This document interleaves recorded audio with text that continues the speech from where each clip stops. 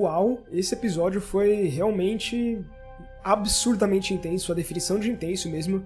É muita coisa pra falar que eu sinceramente não sei nem por onde começar, então vamos do começo, claro. Esse podcast é exibido pelo Spotify, pelo Web Podcast, pelo Google Podcast e as principais plataformas de áudio da atualidade. E antes de tudo, eu quero trazer alguns pensamentos que eu tive durante o episódio, durante o momento em que assisti o episódio.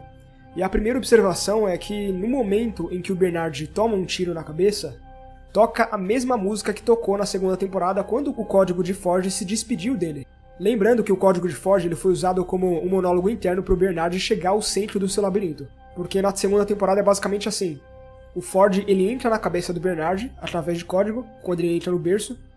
Porém, depois o Bernard exclui o Código de Forge. Só que de alguma forma o Forge continua falando com ele. Só que não é o Forge falando com ele. É ele falando com ele mesmo. É sua própria consciência nesse caso.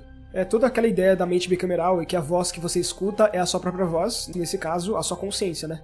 E quando aquele código do Forge se despede do Bernard, ele diz que em cada cidade, em cada monumento, as maiores realizações do homem foram perseguidas por isso, e ele aponta para o mar. E ele diz que é a linha impossível onde as ondas conspiram e retornam.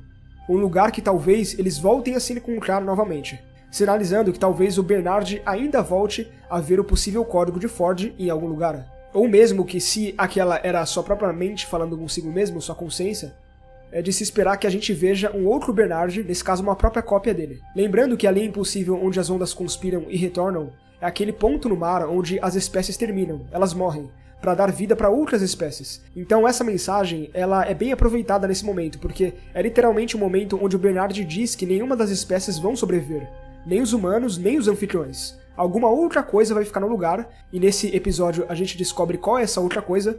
O objetivo da Hale é realmente transformar todos os anfitriões em robôs de fato. E foi aquilo que eu falei no podcast anterior, a ideia de que os anfitriões eles sempre vão ser construídos à imagem da humanidade, certo? Se ela não quer ter os mesmos vieses de seus criadores, o correto a se fazer é exatamente isso. Se tornar mesmo o que eles são, máquinas. Claro que uma máquina super sofisticada, que é o caso do que a gente vê ali. Na cena inicial desse, que é o 7º episódio, né, o Bernard ainda tá no Sublime, rodando simulações para descobrir os melhores resultados. Ele descobre que em todos os cenários eles terminam mortos de qualquer jeito. Ele inclusive diz isso pra Maeve nesse episódio, né, que não importa o que eles fazem, o resultado é sempre o mesmo. E o Akecheta diz pro Bernard, bem assim, agora você entende? Ele diz isso. E falando por mim, eu acho que eu entendi. Talvez seja esse o objetivo do lema dessa temporada, que é adaptar ou morrer. Então o Bernard ele chegou num ponto em que ele descobre que já é tarde demais, não tem mais o que fazer, certo? A Hale realmente conseguiu o que ela queria, mas como ele mesmo diz pra Maeve, talvez ainda existe uma chance pra eles. Não nesse mundo, mas no próximo mundo. Esse próximo mundo que ele diz seria, possivelmente, o Sublime. Lembra no episódio anterior que quando ele mostra o espelho à filha de Caleb, ele aproveita e copia ela? E um tempo depois ela dá um tiro nele por isso, né? Porque ele fez uma cópia dela. E o próprio Stubbs pergunta o porquê ele fez isso, e o Bernard diz que ele tem que confiar nele. Ou seja, o plano já está sendo formado ali. Essa temporada anterior tem nos mostrado e nos ensinado, né, muito sobre substituição. Nesse episódio, o Homem de Preto ele mata o William verdadeiro. Mas o William não se importa, porque ele sabe que por mais que essa versão não seja ele, de certa forma, uma parte dele está viva por aí no mundo, e vai fazer o que ele faria no lugar dele. O Caleb ele foi substituído, a Dolores já vem se replicando e substituindo há muito tempo, né? O que restou dela seriam cópias de sua própria autoria. E se o ponto aqui é que ninguém que for de carne e osso pode sobreviver, mas indivíduos que já se tornaram anfitriões como Caleb ou foram clonados como a Frank, eles poderiam sobreviver no mundo digital. Então sim, a Hale venceu, ela transformou quase todos os humanos em anfitriões, ela quer transcender para uma espécie metálica, onde o mundo seria literalmente controlado por robôs de fato. E a única forma de todos eles sobreviverem seria através de suas cópias, já que o Bernard pode ter feito cópias dele e de Maeve e deixado no Sublime, algo que supostamente ele teria feito com a Frank. Então agora ela supostamente teria que escolher entre viver nesse mundo, controlado por robôs, e lutar contra eles, ou ir com todos pro Sublime, onde talvez exista uma chance melhor de sobrevivência. Então talvez esse novo mundo que Bernard se refere, do qual eles tenham uma chance, né, seja o mundo digital. Aqui a série estaria abraçando aquele conceito da segunda temporada, né? Argumentando que não se pode salvar os humanos, mas talvez se possa salvar a cópia digital de alguns deles. A imortalidade não existe, nem mesmo aquele conceito que a série apresenta, né? Assim como o William real morreu agora, O Caleb morreu há 23 anos atrás, tudo que restou dele são cópias. Eu acho que a série chegou num futuro tão ferrado que a única forma de salvar a humanidade não é salvar os humanos, e sim salvar as cópias dos humanos. Isso é bem despirocado mesmo, mas é basicamente isso que o Bernard deixou entender nesse episódio.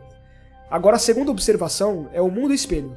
Como a gente descobre na série, quando se reúne uma quantidade gigantesca de dados, de usuários, né, você cria um mundo espelho desse mundo.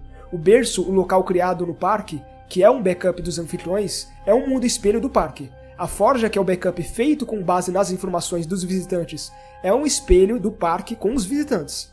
Então é de se esperar que, no mundo real, com humanos sendo controlados e tendo suas vidas seguidas por uma narrativa, é natural que exista um mundo espelho no mundo real. O próprio Robão era um sistema de previsão que fez um mundo espelho da realidade para prever os humanos. E o Bernard, dentro do Sublime, fez um mundo espelho de várias variáveis para prever o que vai acontecer. O ponto é, sempre que você coleta dados do mundo real, você cria um mundo espelho.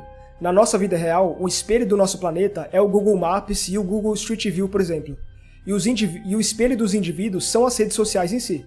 Se a Cristina está no mundo real, mas ao mesmo tempo não está, né? Ela não pode ser vista, ela estaria na verdade no mundo espelho da vida real, que está rodando as narrativas que ela cria. Então é quase como se ela fosse o próprio Google Street View em si, sabe? Ela está apenas ali observando a vida real, mas não pode interagir com a vida real em si. No caso da Cristina, ela interage com quem ela escreve que interage. Como ela cria suas próprias narrativas, o próprio caminho que ela está seguindo, inclusive essa viagem com o Ted, pode muito bem fazer parte da história que ela está contando para si mesma. O fato dela ter se encontrado com Halores em episódios anteriores nos diz que ela estaria no mundo real, mas a Halores provavelmente só teria entrado na simulação, que é o mundo espelho, e falado com a Cristina, nesse caso, com a Dolores, claro. Agora, se o Ted é real ou só uma criação de sua mente para chegar no centro do labirinto e voltar a ser a Dolores original, eu não sei. Um outro detalhe desse episódio é que aquele lugar que vimos no primeiro episódio foi onde Dolores original upou o Sublimer. O paraíso intocado dos anfitriões, né? Esse lugar foi, obviamente, adquirido por Ford, assim como ele adquiriu a casa de Arnold, por exemplo, né? Para dar uma chance para os anfitriões quando eles saíssem. Obviamente foi ele que comprou esse lugar e deu as coordenadas para Dolores enviar os dados para lá e salvar os anfitriões do controle dos humanos. A Hale pegou a instalação para ela, como a gente pode ver, mas só quem tinha acesso era o Bernard. Agora ele abriu a porta para todos e eu não faço ideia do que vai acontecer em seguida. A primeira cena é tão incrível porque ela mostra o quanto Bernard e Maeve estão cansados de tudo isso. O fim para eles é quase como se fosse um alívio. Existe uma paz nisso, né? Mas como eu disse, no mundo de cópias como esse, podem muito bem haver outras versões deles upadas no Sublimer. Esse episódio tem tantos detalhes, ele é cheio de referências às temporadas anteriores, mas também aos filmes originais da franquia, mas eu vou destrinchar cada segundo dele em um vídeo, é claro, na complexidade Westworld 5, lembrando que a série não foi renovada para a quinta temporada ainda, então até onde a gente saiba, esse próximo episódio pode muito bem ser o último da série. Nunca se sabe. Claro que eu espero que não seja o caso, mas como eu disse também, nunca se sabe. Bom pessoal, por hoje é isso, e até semana que vem.